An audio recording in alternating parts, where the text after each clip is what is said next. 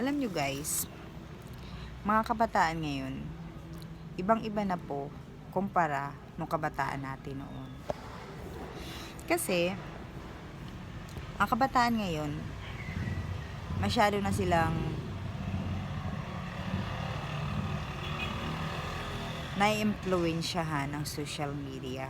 Kasi, kung ano-anong nakikita nila, kaya may mga kabataan na naliligaw ng landas kasi nga hindi na sila nakikinig sa mga magulang nila.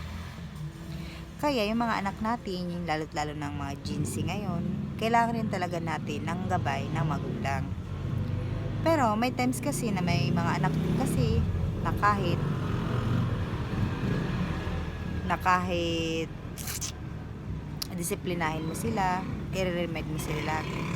May mga anak talaga na hindi po talaga nakikinig. So, hindi na po kasalanan ng nanay yun. At may mga nanay rin kasi nakasalanan mo rin. Kasi, parang wala kang pakialam sa anak mo. So guys, kailangan din natin talagang turuan yung mga anak natin, like na mga gawaing bahay.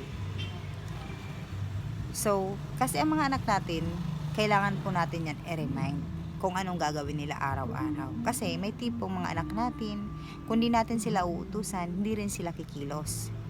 Puro lang sila cellphone, yun lang ang gagawin nila. So pag hindi mo sila inutusan, wala, hindi sila kikilos. Kasi nga, nisanay mo ganun. So guys, ako kasi, inaamin ko, may anak ako. Oo, may mga tamad, pero nasunod din naman. Kaya lang, kailangan mo rin talaga lagi silang i-remind. So, ang mga Gen Z kasi ngayon, iba na talaga. Kasi, ultimo, mga pag pinaghubaran nila ng uniform, di naman lang nila maisabit kasi makita mo, nasa lapag, kung saan lang nila lapag. Syempre, yung mga magulang naman, puro reklamo sa kanyang mga anak. So, ang mga anak naman kasi natin, hindi rin naman tayo magtatala kung maayos naman sila.